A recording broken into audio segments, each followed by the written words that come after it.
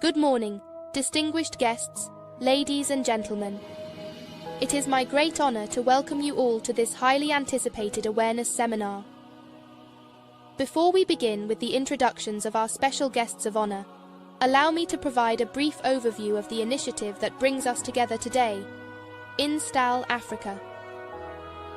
INSTAL Africa, the Innovation Science and Technology for Action Learning in Africa, is the result of collaborative efforts initiated in October 2023. This initiative leverages the Drosophila melanogaster fly model and state-of-the-art infrastructure to enhance fundamental research capacity in Rwanda. Rwanda has made remarkable strides in advancing its scientific capabilities, recognizing the pivotal role of research in sustainable development and public health. INSTAL Africa was born from a collaboration between the Foresight Institute of Research and Translation, Rwanda, FIRAT Rwanda, and its technical partner, DROS Africa UK, in conjunction with key national institutions such as the National Council for Science and Technology, Rwanda Biomedical Center, the National Industrial Research and Development Agency, the University of Rwanda, and the Rwanda Food and Drug Authority. This collaboration embarks on a 5-year comprehensive capacity development plan aimed at cultivating the next generation of scientists and fostering research excellence across medical, applied, and fundamental sciences. From healthcare innovation to agricultural production, this partnership envisions driving progress in public health and sustainable development across Rwanda and beyond. It is against this background that we convene today, united in our shared commitment to advancing science, technology, and public health for the benefit of our communities. Next, we will move on to narrating the profile of our invited guests. It is my pleasure to introduce Dr. Temitope Akhigbe Etibor, an accomplished virologist, life science strategist, and a dedicated team leader whose career reflects both scientific excellence and a passion for innovation. Dr. Etibor brings over 8 years of expertise in uncovering viral replication mechanisms, identifying antiviral targets, and advancing high-throughput screening approaches. His scientific journey has been defined by groundbreaking work on Influenza A virus and an enduring commitment to addressing challenges posed by emerging viral diseases. Currently a postdoctoral researcher at ETH Zurich, Dr. Etibor leads projects at the intersection of virology and drug discovery, designing and optimizing assays, guiding young scientists, and presenting research that drives collaborative, data-driven decision-making. Beyond the lab, he has also demonstrated leadership as a bridge team leader at the ETH Zurich Graduate Consulting Club, where he spearheaded market access research in oncology precision medicine. Dr. Etibor's academic foundation is as impressive as his research career. He earned his PhD in virology from Nova University Lisbon, supported by a competitive €66,000 FCT fellowship, and contributed significantly to a prestigious €2.8 million European Research Council grant through his pioneering studies on viral genome assembly and antiviral discovery strategies. His earlier academic path includes both BSc and MSc degrees in anatomy from the University of Ilorin, Nigeria. His professional journey also reflects a deep commitment to education and capacity building, having served as an assistant lecturer in Kampala International University in Uganda and Tanzania, where he mentored undergraduates and advanced research-led teaching in anatomy. With 6 peer-reviewed publications and 1 book chapter on biomolecular condensates and viral life cycle dynamics, alongside honors such as the Nova Startup Research Grant, the Trend/AD Instrument Student of the Year Award, and multiple international neuroscience travel grants, Dr. Etibor has established himself as both a thought leader and an inspiring contributor to global science. At his core, Dr. Etibor exemplifies the spirit of innovation for action and learning. His ability to blend rigorous virological research with potential therapeutics discovery not only advances fundamental science, but also brings us closer to transformative therapies for patients worldwide. Please join me in welcoming Dr. Temitope Akhigbe Etibor, a scientist whose career stands as a testament to how research can fuel innovation, collaboration, and lasting impact in Africa and beyond. Dr. Etibor, the floor is yours.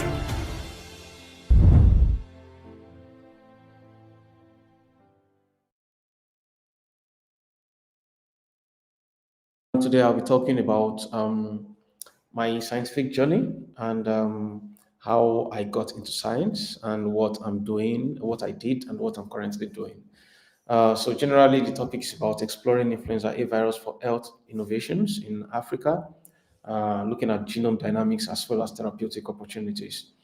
And this is more about the story that um, I uncovered through the course of my PhD to my current postdoc position.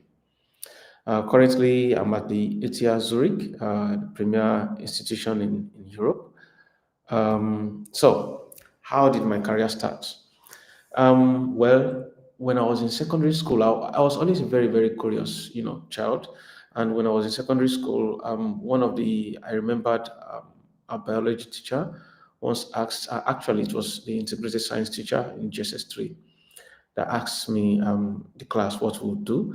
And at the time, I was thinking, I mean, there were a lot of, mentally ill patients at the time.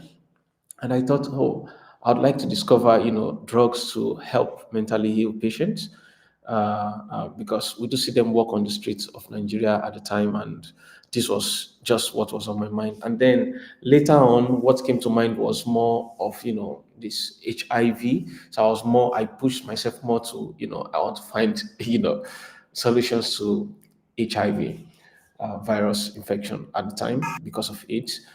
But then that sort of, as I got to the university, I applied. I thought, okay, what would I do to do that? It would be to be a medical doctor, of course. And this was how I was sort of misguided at the time. I thought I needed to be a medical doctor to actually discover drugs. And then I applied for medicine. However, as you can see, I didn't actually get admitted into medicine, and I went for some A-level IGMB, and I did well, but I already started my university program in anatomy. So by the time I got to my third year, was when I started affiliating with people who were already doing science from 400 level and also master students as well as PhD students. And then I saw that, oh, I don't need to do medicine to actually, study, for drug discovery to do science properly. And I thought, okay, I'm going to stay in this field of anatomy. So I went further to do my bachelor's in anatomy as well as my master's in anatomy in University of Ilorin, and I ended up in science. So when I finished my master's, I decided like I really wanted to do real pure core science. And the way to do that, I wasn't sure, but I knew I didn't want to do it in Nigeria. I wanted to get out of Nigeria to do this.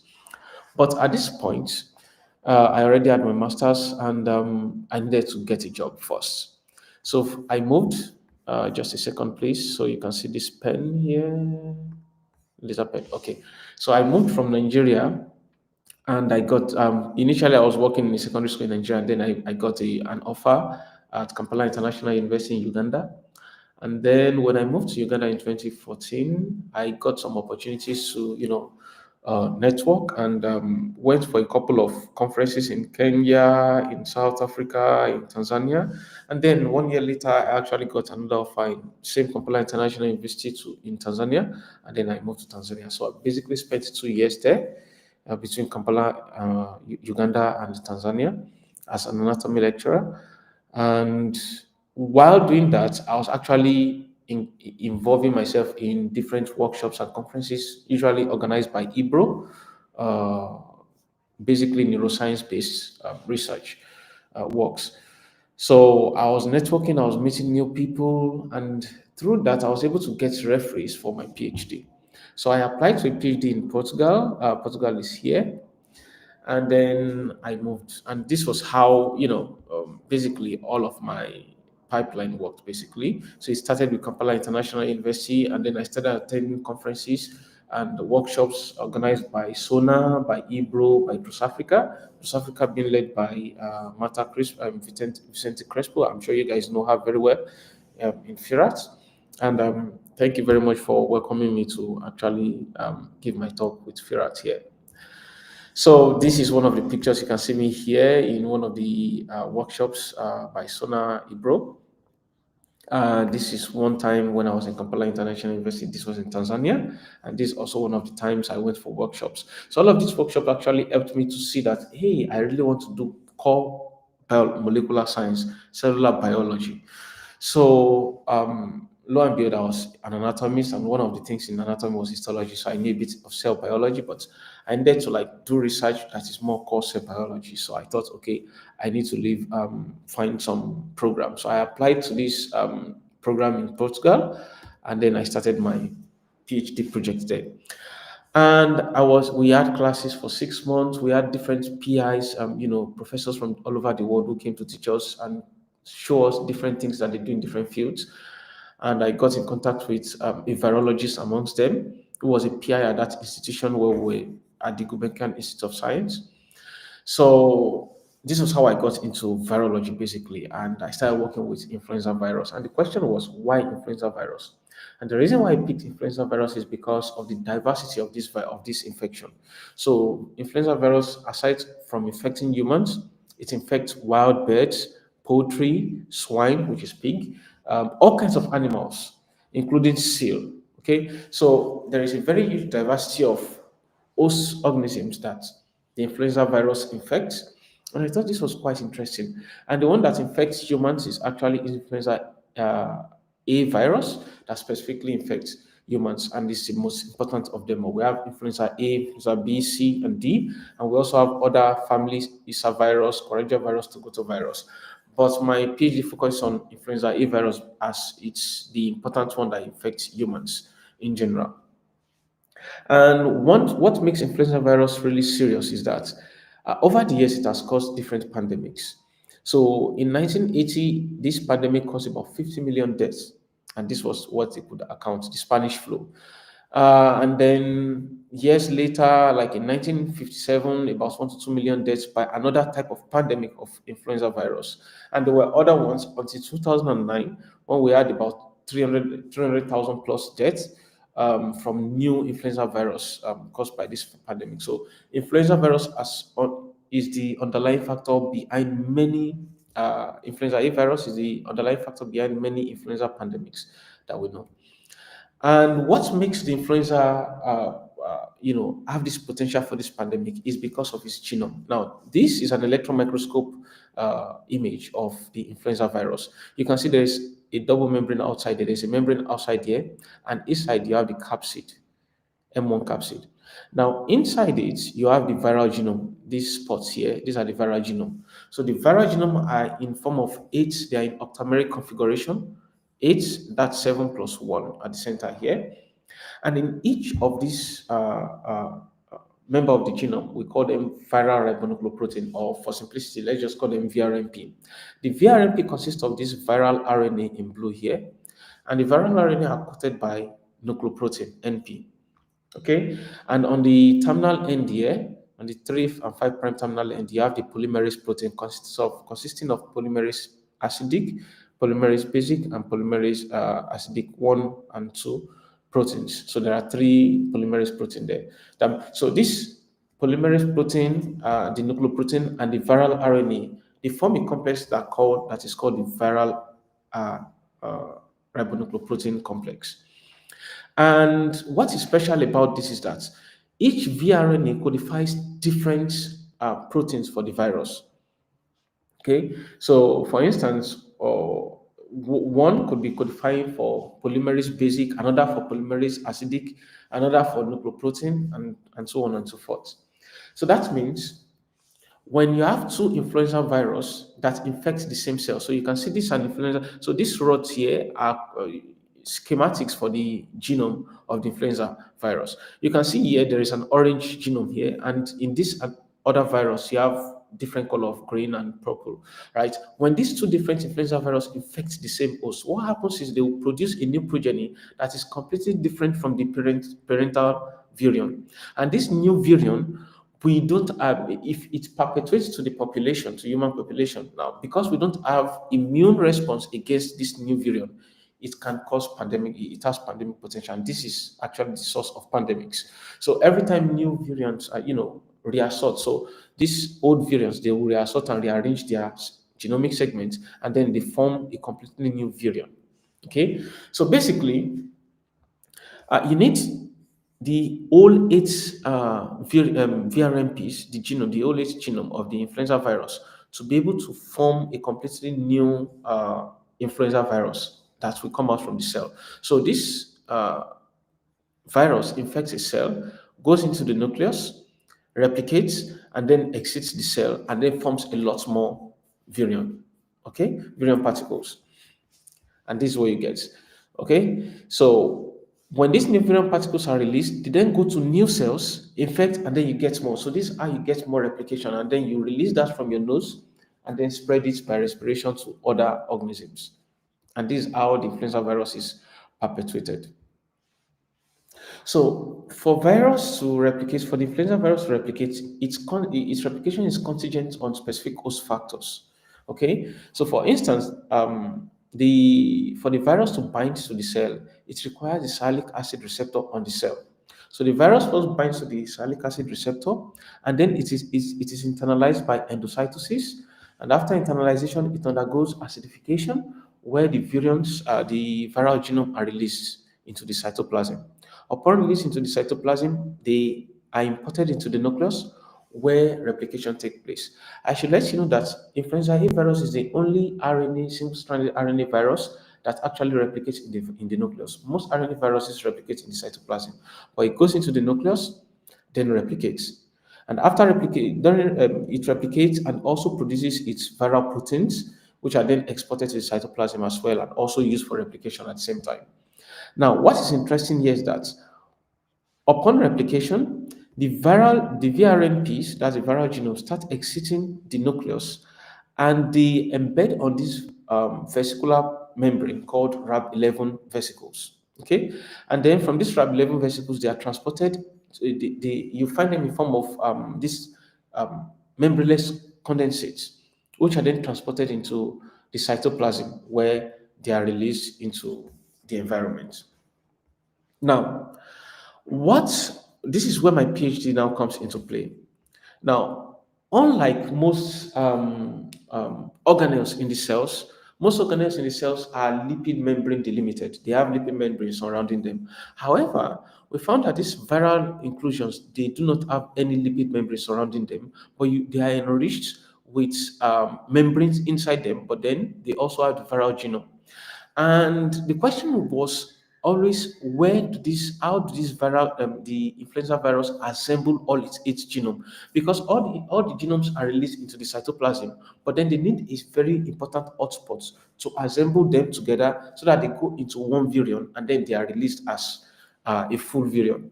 And the reason is because if a virion does not contain all the eight segments, then it's not able to perpetuate, it's not able to infect new cell properly. So you need a mechanism for it to actually assemble all these virions.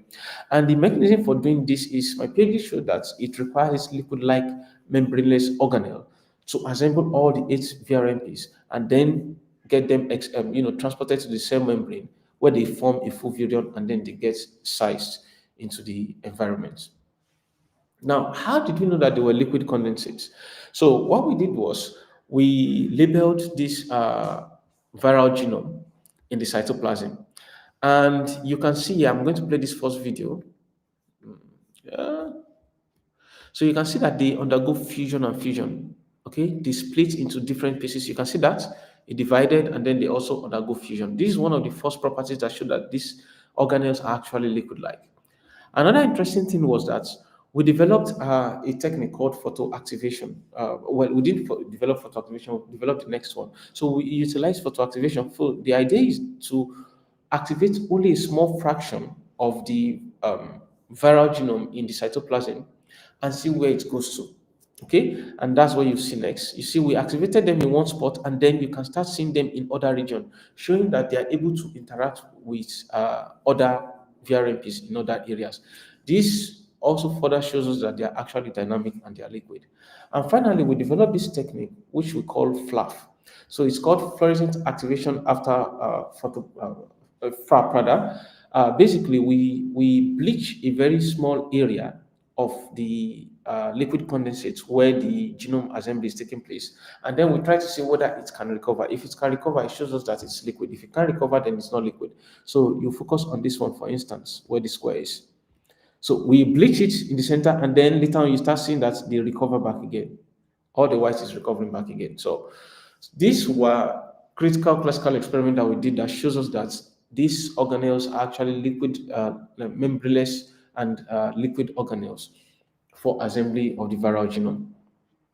And liquid condensate, biomolecular condensates are not only for viral infection, actually. They are found generally in the cell.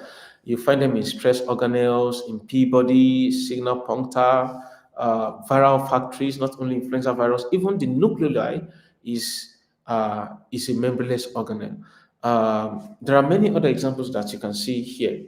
So then our question was, which host factors is responsible? We know that the RAB11 is the host factor responsible for this.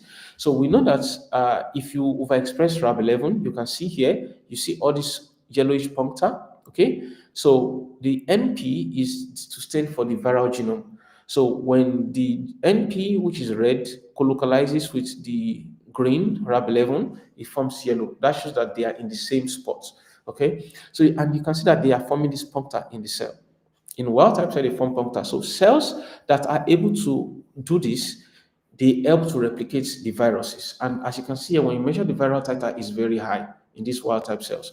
But when we have a dominant negative cell that is unable to produce an active RAB11, you see that we do have our nucleoprotein, our VRMPs in the cytosol, but they are dispersed. They don't form this round puncta that you do see here. And you can see here that the viral titer drops. So this host factor is very, very critical for forming this viral puncta and for forming this liquid-like condensate. We know this about the host factor, but we don't know what viral factors also are involved in this. So to look at the host factors, the viral factors that helps to emerge these liquid-like inclusions. One hypothesis was that you only need one VRNP to form these liquid inclusions. Another hypothesis is that you need to assemble all the 8 VRNPs together before you can form a liquid inclusion. Okay, so which of these hypotheses is correct? So to address this question, we develop a method called a mini replicon system, where we can only express only one VRNP segment, or where we can express all the 8 VRNP segments, or where we can express 2 or 1. Okay, so the idea is that if one VRMP segment is expressed and you do form this puncta, okay, this liquid inclusions, then you don't need VRMP inclusion to form the puncta. You only need one. You don't need in assembly of all the 8. But if one does not help to form that, and you have this, then you need assembly, you need VRMP interactions to form these inclusions. So to this experiment, we did the experiment. So this is an infected cell that contains all the VRMPs. As you can see, oh, sorry, this is not playing. I don't know why.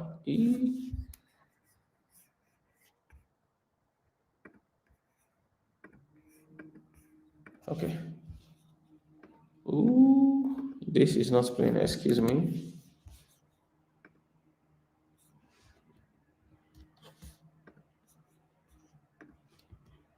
Oh, it's rather unfortunate that the video is not playing right now. So I will explain. Well, yeah, the media is not playing. I'm sorry about this. Anyways, what is important is that in infected cell that contain all the 8 segments, you do find all these white puncta inside the cytoplasm. When we have only 2 segments expressed, you'd also see form to puncta. So all of these tend to follow that you might need interactions to form it. But the key experiment is the 1 segment. When we express 1 segment, we do form the puncta as well. So this leads us to the conclusion that you do not need VRMP interaction to actually form these viral inclusions. So that means, so this leads us to the conclusion that one VRMP segment is enough to form this liquid inclusion, and therefore formation of IEV inclusion precedes intersegment interactions. And this was a very long-standing question in the field until I started this out during my PhD. So the next question was that how can we harden this inclusion? Remember, if you form these inclusions, okay, if we go one step back here,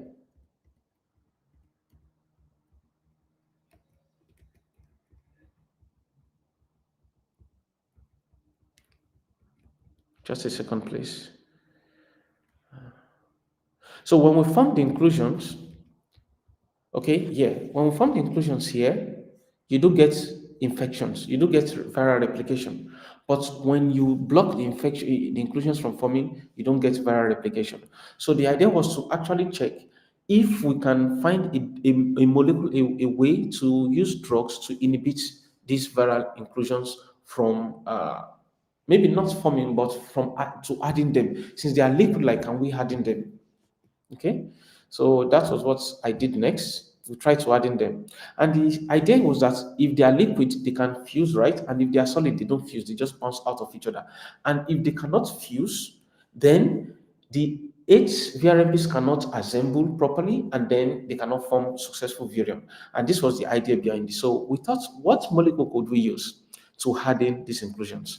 And there was this molecule called nucleosine. Okay, it's a small molecule, it's a drug. So these are VRMPs. If you add this drug, it just kind of chelates all these VRMPs to each other and form this multivalent particle, basically. And this was a proof that shows that when you have just the NP with DMSO, okay, you have it fine here. But the moment you add nucleosine, you begin to form these oligomers down here. All right. So to test this is a normal infection that does not have nucleosine, that does not have the drug. Okay. You can see that they are highly interactive. They move a lot. The VRMP inclusions are formed. Here, the inclusions are formed, but then you can see that the nucleosine starts sticking them to each other. They start oligomerizing, so they don't escape and they don't get into the nucleus. Okay. So this will not be able to escape from the cell. So could we use this drug to harden and to see if this hardening effect can be used to block viral infection? And to prove that,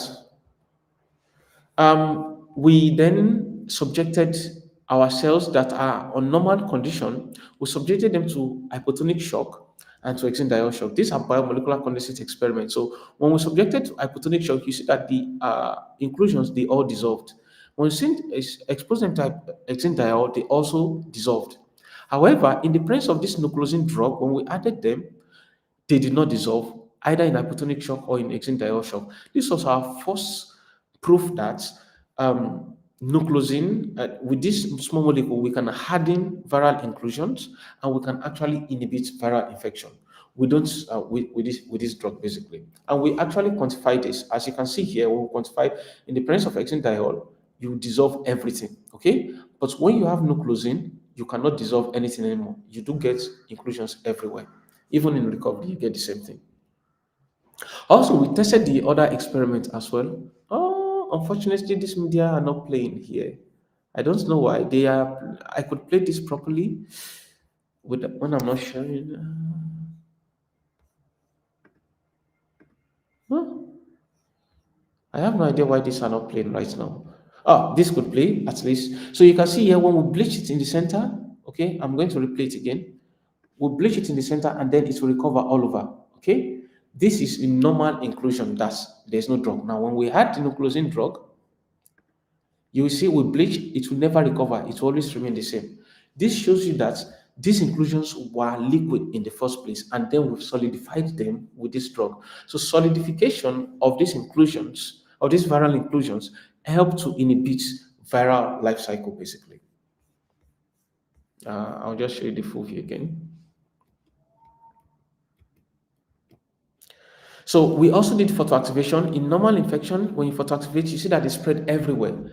But in the nucleosine, they do not spread at all. There is no interaction. There was interaction in normal infection, but then when we add this drug, you can photoactivate them, okay? You can photoactivate them, but they will never interact with each other. So there is no way for VRMP interaction to happen. And when there is no VRMP interaction, then you could not assemble the genome. And if you can't assemble the genome, you cannot form new virion. And therefore, you block viral infection. You block perpetuation of the virus. And this is just a quantification of the FRAP of the photoactivation. So we photoactivated, and then you can see with DMSO, they lose the activation because it spreads to other places. But with nucleosine, they are basically stable throughout. So with this, we were able to show that nucleosine is able to induce multivalency and it's able to harden. So when these are normal dynamic liquid inclusion, IF inclusion, with this drug, we're able to harden them, and therefore we could block viral infection. And this was a very good principle to show that we could, for the first time, block viral infection using biomolecular condensate principle. So we can summarize all of this and say, number one, you do not need VRMP interaction to form viral inclusion. In fact, only one segment is necessary to form viral infection, but of course, they need to interact with TRAB11 vesicles. And there was some data that I actually didn't show you that would just make the story unnecessarily long. And I went just for the killer experiments and explained everything to you here. And another thing was that we can harden this viral infection, this viral inclusion, by supplying nucleosine. In the presence of nucleosine, we harden them, and then when we harden them, you block viral replication. When they are not hardened, you do get viral replication, but when you block them with by hardening them with nucleosine, a pharmacological agent, you do not get viral replication. So this is basically the conclusion I was talking about. And then this was basically the end of my PhD. And then I came to ETH Zurich. I came to do my postdoc. For my PhD, I studied the later part of viral infection, okay, which was more from virion release. But now I'm looking at the early stage of the viral infection, which was more onto the entry. I'm not going to show you data here, but I'm going to show you what I'm trying to study and what are my questions and why we're studying it. So remember, I told you that the virus binds to the cell membrane, and after binding, it endocytoses. After endocytosis, they are primed by, and then they undergo acidification. Upon acidification, there is this capsid that gets uncoated and then releases the genome into the cytoplasm. Now, this is where I come in. Okay, so when the genome is released into the cytoplasm, they need to be debundled before getting into the nucleus. Now, the question is, we don't have a proof that shows that VRMP debundling actually occur before getting into the nucleus. Do they really happen in the first place? That's the first question. And I do have results that shows that they actually need to debundle before getting into the nucleus. And then the second question is, which host factors do they use to get into the nucleus? Because think about it. The viral replication occurs in the nucleus, okay? So if viral replication occurs in the nucleus, if we can block this replication a step before getting to the nucleus, let's say using pharmacological agents, okay? We need to know which host factors first allows this, and then if we can block this behavior, then we can actually block viral infection, and then we have new drug against influenza A virus. So the idea is to understand this debundling, because if they don't debundle, they don't get into the nucleus. So we need to find which host factors are necessary for this debundling and what are the mechanisms. And understanding this mechanism helps us to actually find the drug targets that helps us to block this viral infection at this stage of the viral life cycle. And I'll leave it here for today. So basically, I'll end it by saying, if I see further, it is by sitting on the shoulders of giants. And this is from Sir Isaac Newton in 1675. And I share this philosophy a lot. I believe science is contingent on older science. And what I know today is based on what's been shown by other scientists before, and we just keep adding more knowledge to more knowledge and to more knowledge. And with this, I would like to appreciate my current lab, headed by Professor Yoi Yamauchi, and all members of my lab for helping in every way, shape, and form, stabilizing in this lab and getting my work going forward. And also want to appreciate my previous lab, headed by Maria Joan Amari, and these are members of my previous lab. This was one time that I went to the wedding of my lab mate. She has a child now, I too also have a family, and many of them here are all my lab members, and this was the lab head. These are some of my friends from Nigeria. Wilson, Abdul, you probably had a session from him the previous time, and also he is a professor now in Canada, and she's also a postdoc in Canada as well. She's from Cabo Verde. This is the husband of Ibukun. This was me at the Gulbenkian Institute of Science at the time when I just got in. So we formed a very nice Nigerian community. Everyone in different places. I'm in Zurich, in Switzerland. He's in Portugal. He's in Canada. She's in Canada. He's in the US. So we're all everywhere now. Everything goes back down to Ibro and to Sonaf to Trend in Africa for bringing, this was my period in Trend in Africa for bringing me back to, exposing my eyes to core cellular molecular biology science. And now I am a virologist. Initially, I wanted to be a neuroscientist, but I eventually ended up in virology, and this is the path I'm taking on. And I hope, aside from the neuroscience field that is so big in Africa, I hope we can also bring, virology. We can form a big society of virologists, and we can begin to make conferences and workshops and share ideas and share knowledge of our work and of our research, and we begin to contribute to the society as well. Thank you very much for listening. Thank you very much. That was a very educative and insightful session. I was just hearing Genome, this one. I can relate to your story of wanting to be a medical doctor. I know when I initially started out, I wrote the jam jammed me. But with interest in different parts, I see we've all diversified into the health field, and this is very beautiful. Having a study on influenza virus, it's something that everyone needs to know. We from Nigeria, I guess we see it like a big man sickness. It's not something that most people would think is actually a problem. Yeah, But yeah. the severity of it when you have it will open your eye to know that this is actually a problem, if not addressed, might become something very, very, it can become an epidemic. It can be like the Ebola of a particular season. And we Exactly. know that if we don't handle it with the proper knowledge, it might get out of hand. So we leave the floor open for everyone to ask their questions. You can drop your questions and then we'll respond. Then for me, like I said, in Africa, we don't really see this like a major problem because we've not had people put it at the center of the health burden. Why do you think this should be addressed, and what is that major thing that has actually made it be challenging for us to overcome it or not to see it as a problem in Africa? Yeah, so thank you for your question. Actually, I'm more a pro-virologist, which is basically I'm for all viruses, including HIV, hepatitis, whatever virus. We use similar, tools to study them. It's just I get to work more on influenza virus in our lab. We do also work with SARS-CoV-2.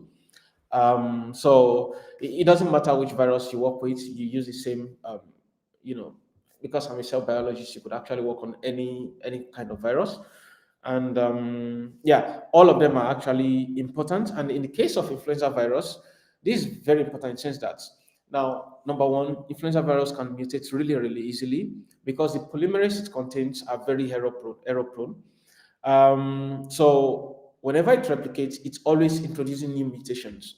And that causes seasonal epidemics. Every year you get new influenza virus that we hosts, we don't have an immune response against. Okay, because so let's assume last year we were exposed to a particular kind of influenza virus. The influenza virus infects us, we develop immunity against it, we are fine. The problem is that replicates, and then by chance some will come out, and because of the mutations, they perpetuate, and then when they come out, you might actually, when you get exposed to them again, because you think you already have immunity to the last one, it's not the same anymore actually, because it's sort of different. It's the same influenza virus, but due to the mutation, it's different. You don't have immunity against it, and then you can fall sick to it again. So every year you can always fall sick to influenza virus. And this is why influenza virus, you do get vaccines every year, new vaccines every year. It's one of those few viruses that you have to get vaccine every year for. Unlike for measles or smallpox, you just need one shot and then you are free for life. But this, you need to keep getting it every year. And another reason is because you remember I told you that the genome is segmented, and this is what is actually very unique about influenza virus. So imagine if it only has one genome, okay, one copy of its genome. That means when it replicates, it just passes that one. So when you have two different variants, right, they can only collect one. But in the case of influenza virus, when you have two different variants, okay, two different virus variants infecting the same host, then they can come together and they can exchange, they can reassort. So when they form a new variant, the new variant will have a complete new set of variants that is not the same as the parent at all. And then that's when we actually do have pandemic. And this is more sporadic. It's not something that happens all the time. You probably do get one pandemic flu every 10 years, but we do get flu every year. So due to the prevalence, yearly prevalence, and the sporadic prevalence as well, I think it's a very, very important infection to study. Many times we go to the hospital in Nigeria and they'll be like, it's malaria typhoid. I'm sorry, it's just some virus. It's just some virus. You just need to go. Sometimes you do see some mark on your mouth here. Actually, it's just some herpes virus. You just need to wait a couple of days, 3 to 5 days. It will go on its own. You don't need some anti-malaria. So, and for instance, herpes virus is an opportunistic virus. We all have herpes in our body, okay? Not the big genital one. It's just normal, okay? We do have some of its genome in our system. They integrate, they are just there already. So, but they are latent, so they don't do anything to you. And this is what many people don't know. Whenever you have a malaria or some other disease, because they're opportunistic, then they tend to come out at that point. So you kind of have this viral infection together with other infections because they are sort of opportunistic. So people don't know about this. You just go to the hospital and test for malaria and typhoid, and sometimes your problem is not that. Sometimes it's even yellow fever, which is worse, actually. Yeah, it could be anything. So yeah, so this is why influenza virus is actually very important, because of the way it mutates and also because of the segmentation of its genome. Yeah. Thank you so much for that. We have a question in the chat box. The person said, in regards to the viral inclusions from your PhD work, would you like to tell us if there has been some progress on the work from the lab after your PhD in regards translational potential? Right now on the transition from Abdul is my friend. Okay, so yeah, in regards to the translational potential, right now there is nothing on the clinic for that yet. So the drug that we use on studying the hardening effects of the liquid condensates, the problem with that is the drug I used at the time was more lab developed. So we still have not gotten to humans yet, because we know that the site that the drug works on, the virus can easily mutate actually. So what we would need would be a drug that works like that, but binds on different sites of the viral genome, and not on one site where if it mutates, then you've lost the effect of the drug. So with that, we can't really go to clinic with something like that. So, but the lab is still working on what I have right now, and they've continued the story. In fact, we now have, I sort of know where the story is right now, and they've actually really progressed on that level. But when it comes to getting to the clinic right now, it has not. No, we're still quite far from there. Yeah. So, is there a way that there can be like a collaboration between governments, academias, researchers, that we can actually work on getting this the is it preventive measures from the lab to the market, or should I say to the community where it can be used? Yes, yes, absolutely. So this is one thing I like about Europe and America and most of these developed countries. There is this synergy between the industry and the academia, where when you develop something in the lab, you can easily have a startup and you can, investigate it more for clinical development. And there is a pipeline for clinical development. Of course, it takes a couple of years to reach maybe 5 to 10 years, depending on how fast, how far ahead you are on the development in the lab. This is where we are still, struggling in Africa. Of course, we need to solidify our basic science into Africa first. The basic science is the basis for the fundamental science is the basis for what you do in the clinic at the end of the day. You need to discover something, you need to discover a factor that the virus uses, and then you need to be able to develop a particular drug, a prodrug towards that first. And then you then take it to to the clinic and then see if it is safe to use, and after knowing if it's safe to use, then see if you have the same effect on humans. And then if you have the same effect on humans, of course, you then go into different phases of clinical development, phase 1, phase 2, phase 3, and eventually get into the market. But of course, we really need the synergy in the, for instance, in the African market, for developing drugs in the lab and then getting it into the industry and then into the market, finally. But I don't know if we do have that sort of such infrastructure, yes, in Africa, and I hope we get there. But a way to get there would be to actually work on our fundamental science itself first and then move towards clinic. Yeah. Wow. Well, we've always seen that collaboration always helps, and when it's a problem, we tend to be active then. Since it has not become a pandemic, or it has not had this, where we put it, like we highlighted that it's a problem, it's a burden, like how you have malaria at the heart of it. I guess that's why the how the interest in investing in this work hasn't come out. But I think if maybe we can draw What specific proposals. or viruses in general? Because if we're talking about viruses in general, for instance, we have Lassa virus in Nigeria. I mean, I don't see any institutes like working and trying to like find some drugs, except probably people outside Nigeria. I mean, if we had an infrastructure that allows scientists and industry to come together and sort of investigate, for instance, in the case of Lassa virus, we can do this, right? But you need finance and everything, and you also need the facilities to do this. Uh, Yeah, we have the Institute of Virology. Oh, sorry for interrupting. I think we have the Institute of Virology, and they actually come into to address these things. I think it's a matter of pushing for this, for some policies to highlight that these things need to be done. They need to be put in place so that just in case we have an emergency, will be able to attend to them. So when we have people like you, we have great researchers, we have to see the great work that is ongoing. We don't really want it to just end at the lab or just where the funding ends. We need to push it forward for more intervention. So based on this, what's the one, let's say like one major recommendation you need to give to us, or you need to drop for the African leaders or people that matters, that they need to push this thing forward. They need to like back it up. They need to make it an emergency. Yes. So on that note, one would surely need collaboration between the industry and yeah, and core scientists, basic scientists. One, the basic science infrastructure needs to develop. We need funding for science. That's number one.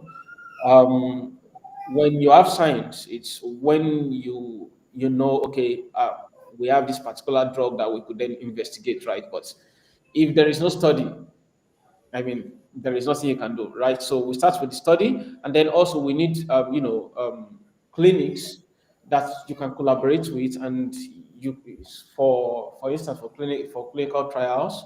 For I'm sure they probably have clinical trials in Nigeria. I mean, that have been done in Nigeria.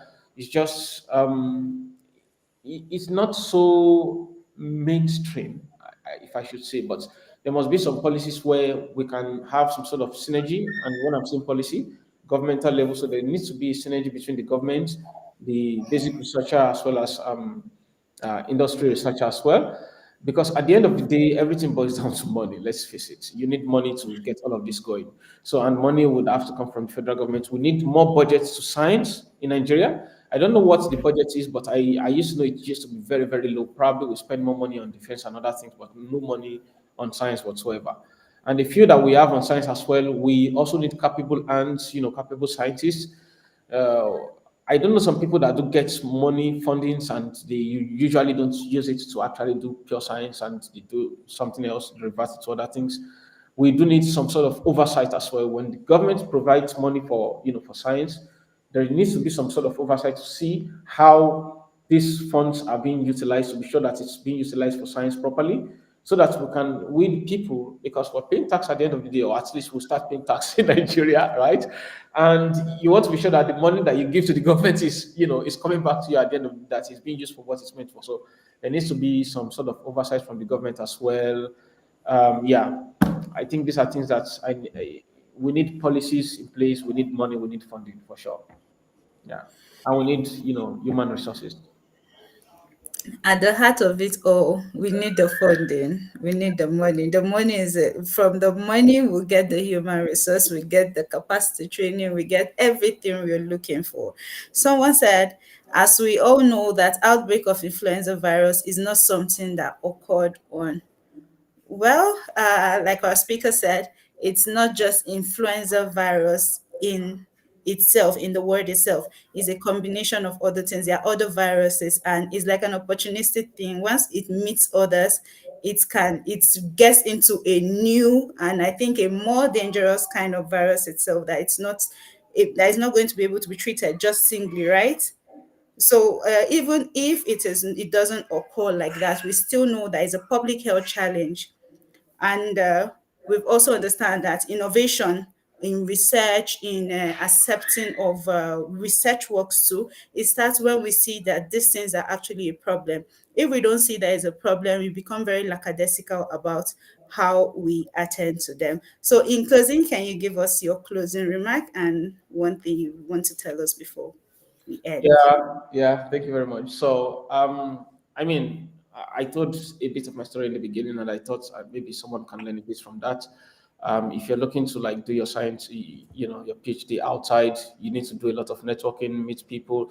For instance, for me, I got two recommendations. One of my recommendation letter from one of my old supervisors who supervised my bachelor's, and then the other two recommendation letter was from a lecturer in Cambridge University, and another from one of the people that I met in one of these conferences who knew my ability and my potential, I should say, because when it comes to ability, I wouldn't say I had so much ability at the time, science wise, but I did have potential. I was quite curious. I do ask scientific questions, but when it comes to technical know, I wasn't there yet. I learned that on the course of my PhD. But of course, if you really are interested in learning, doing your PhD outside, you need to network a lot. And one way to do that is to go for conferences and workshop, learn new skills, know your molecular biology and cell biology very well, very, very important. These are things that probably are not very, very appreciated in our curriculum, especially in Nigeria, for instance. I think that needs to be very much appreciated because it's appreciated on this other side of the world. Um, Also, when you make your network, keep in touch because that might be very, very useful. There are opportunities out there sometimes. For instance, I don't know, okay, maybe there's a program that you could apply to, for instance, but if I don't know you, I don't let you, you don't know. As simple as that. So, yeah. So, networking is very, very important. So, you should do that a lot. Yeah.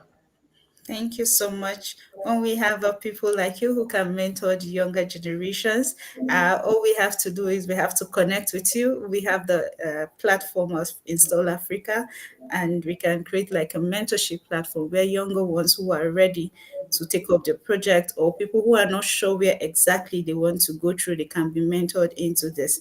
Because once we try to fight all this disease. We are not just saying we are fighting the disease on its own. We are helping Africa's health future. So someone asked us, can influenza vaccine development involve selecting virulent proteins from all 8 gene segments to design a multi-protein vaccine construct? Absolutely. So there are different types of influenza virus vaccines, not only to influenza virus, to even different viruses. So, for instance, you could have live attenuated virus. That means it's a live virus that is not really killed. It's just sort of live, but it's been modified that it's not so dangerous for you. But those are probably the most effective ones. And then most of the the influenza vaccines that we take are probably already killed already, and they already have all the proteins and the RNA that you need, and then inject them into you. But you could also have, to this person's question, subunit vaccines, which will be vaccines that have specific viral proteins. Okay. Actually, we have more than 8 viral protein, IEV proteins, about 18 of them. We just have 8 viral segments, and each of them can codify at least 2 viral proteins minimum.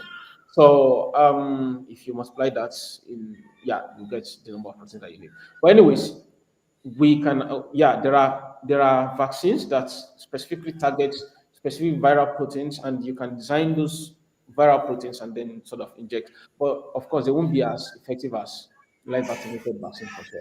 But they surely are probably better than having no vaccine. Yeah. But yes to the person's question. Okay, thank you very much. I hope that answered your question, Joseph. Oh, the first question that Grace dropped for us, I think it was incomplete. She said, as we all know, the influenza virus is something that does not dominate our continent. If anyone has a passion for virology as a young researcher, what can you suggest in navigating our path? Yeah. So, for instance, if I need to come back to Nigeria and start my lab, I probably might not have to continue working on influenza virology, because because I work on cellular biology, whether cell biology or not, the concept of virology is the same, whether you're working with influenza virus or HIV. Of course, there are nuances to each different viruses. You just need to read a bit more about them. But how you actually do this, the work in the lab, is basically the same technique at the end of the day. You just need to get the right reagent, the right tool, and everything. So I could end up deciding to, okay, I'm done with this. I'm not working with influenza. I just want to work with hepatitis or with Lassa virus.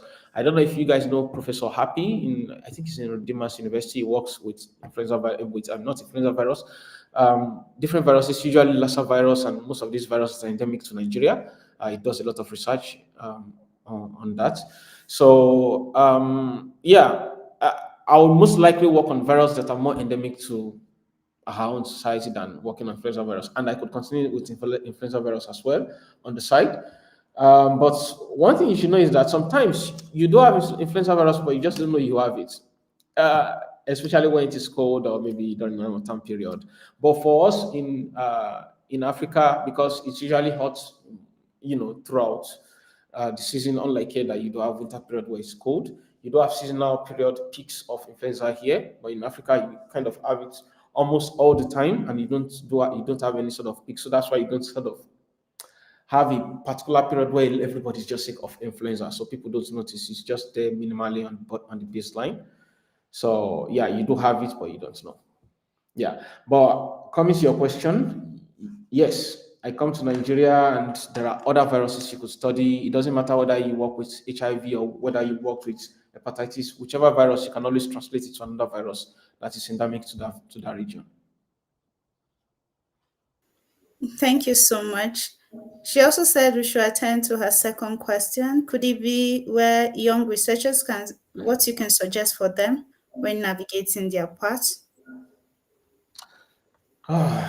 Yeah, this is kind of context dependent. Now it depends from person to person, right? So I could give some sort of generalization. Like at the end of the day, number one, your academics, your grade has to be very good, minimum 2-1. If you can, try to come out with first class, and this one way you can be actually very competitive, because even our first class is not very competitive out here. Not that they are not as smart or not even smarter than people out here. They probably are, but the problem is the grading system is different. And then when they normalize it, maybe our first class might end up with like some sort of 2-1 here. For instance, some of my students at TTH Zurich here, when they finish, they get like scores of like 90 out of 100, 99 out of 100. But someone with 90 out of 100 would see himself as a failure.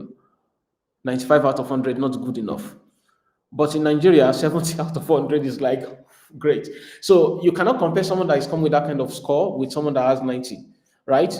On the face value of it, you think it's not the same. But when you then bring them down and look at what they have in their mind, you see that it's the same. So you already have that problem, that barrier of not having sort of the same baseline in the beginning.